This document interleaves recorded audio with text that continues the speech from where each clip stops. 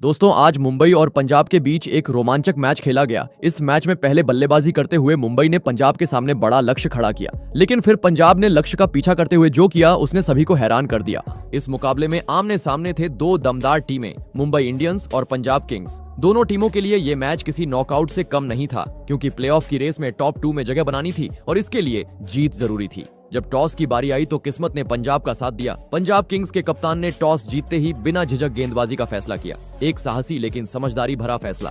Mumbai Indians की ओर से पारी की शुरुआत करने उतरे दो बाएं हाथ के बल्लेबाज, अनुभवी रोहित शर्मा और युवा रायन रिकेल्टन। दोनों के कंधों पर थी मुंबई की बड़ी उम्मीदें। रिकेल्टन ने 20 गेंदों में 27 रन बनाए, जिनमें 5 शानदार चौके शामिल थे। रिकेल्टन के आउट होते ही क्रीज पर आए सूर्य कुमार यादव। सूर्या ने अपने इरादे बिल्कुल साफ कर दिए, पहली ही गेंद पर चौका। दूसरी छोर से अब भी बल्लेबाजी कर रहे थे रोहित शर्मा, जो अब तक संघर्ष कर रहे थे, लय में नहीं दिखे। उन्होंने 21 गेंदों में सिर्फ 24 रन बनाए थे, जिसमें 2 चौके और 1 छक्का शामिल था। ये विकेट बेहद अहम था, क्योंकि रोहित अगर सेट हो जाते तो बड़ा नुकसान कर सकते थे। रोहित के आउट होने के बाद अब बल्लेबाजी करने आए युवा और प्रतिभाशाली तिलक वर्मा। 10 ओवर के बाद मुंबई इंडियंस का स्कोर था 2 विकेट पर 83 रन। तिलक वर्मा सिर्फ 1 रन बना सके 4 गेंदों पर। अब मुंबई का स्कोर था 87 रन पर 3 विकेट। अब क्रीज पर आए विल जैक्स 8 गेंदों में 17 रन बना सके और मुंबई ने 4 ओवरों में तीसरा विकेट गंवा दिया था। और अब 15 ओवर के बाद मुंबई इंडियंस का स्कोर था 4 विकेट पर 131 रन। जैसे जैसे पारी अपने अंतिम चरण में प्रवेश कर रही थी, मुंबई इंडियंस की नजरें एक बड़े स्कोर पर थीं। नमन ने 12 गेंदों में 20 रन बनाए, जिसमें 2 शानदार छक्के शामिल थे। ये एक अच्छी छोटी पारी थी, जिसने मुंबई की रणगति को समय पर सहारा दिया।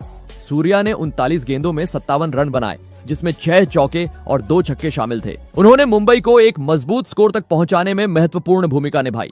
अंत में मुंबई इंडियंस ने 20 ओवर में 7 विकेट खोकर 184 रन बनाए। ये एक शानदार स्कोर था, खासकर जब बीच के ओवरों में टीम थोड़ी दबाव में थी।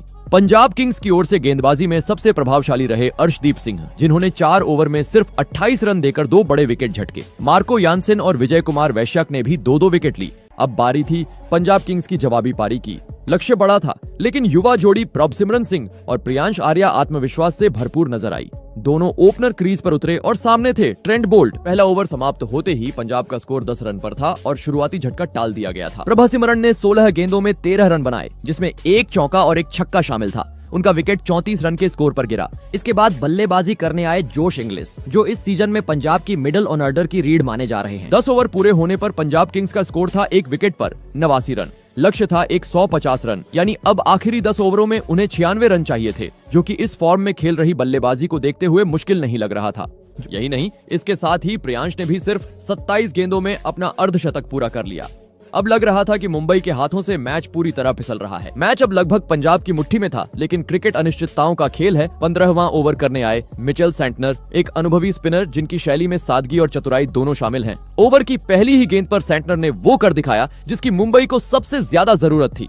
प्रियांश आर्या, जिन्होंने 35 गेंदों में 62 रनों की बेहतरीन पारी खेली, जिसमें 9 चौके और 2 छक्के शामिल थे। अब बल्लेबाजी करने आए कप्तान श्रेयस अय्यर। अब पंजाब को जीत के लिए सिर्फ 39 रन चाहिए थे, वो भी पूरे 5 ओवर शेष रहते। इंग्लिश अभी भी क्रीज पर डटे हुए थे और उनका आत्मविश्वास पहले से कहीं ज्यादा मजबूत हो गया था। पर सन्नाटा था, क्योंकि सभी को पता था कि अगर कोई इस मैच का रुख बदल सकता है तो वो सिर्फ बुमराह है।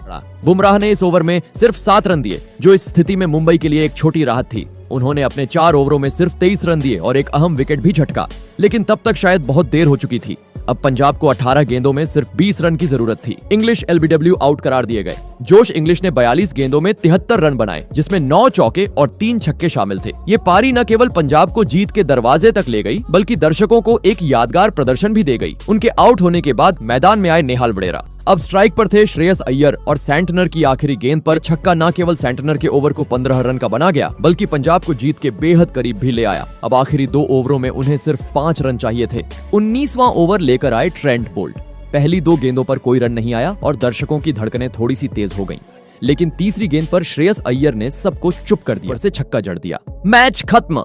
पंजाब किंग्स ने 7 विकेट से ये मुकाबला जीत लिया और जीत के साथ ही वे अंक तालिका में पहले स्थान पर पहुंच गए। पंजाब क्वालीफायर 1 में पहुंच चुके हैं। पंजाब किंग्स की ये जीत न केवल प्रभावशाली रही, बल्कि ये दिखाती है कि टीम अब पूरी लय में है। श्रेयस अय्यर 16 गेंदों में 26 रन बनाकर नाबाद लौटे, जिसमें 1 छक्का और 2 चौके शामिल थे। इस जीत ने न केवल पंजाब के ड्रेसिंग रूम में जोश भर दिया, बल्कि उनके समर्थकों के चेहरों पर भी मुस्कान ले आई। दूसरी ओर मुंबई इंडियंस के लिए ये हार काफी निराशाजनक रही। अब सवाल ये उठता है, पंजाब की इस जीत का असली हीरो कौन था? क्या ये जोश इंग्लिश की ताबड़तोड़ पारी थी जिसने पंजाब को जीत दिलाई, या श्रेयस अय्यर का शांत और समझदारी भरा अंत? और मुंबई की हार की वजह क्या थी? क्या हार्दिक पांड्या की कप्तानी में रणनीति की कमी थी? क्या गेंदबाजी यूनिट ने दबाव के समय अपनी भूमिका सही ढंग से नहीं निभाई? आप क्या सोचते हैं? कमेंट करके जरूर बताएं।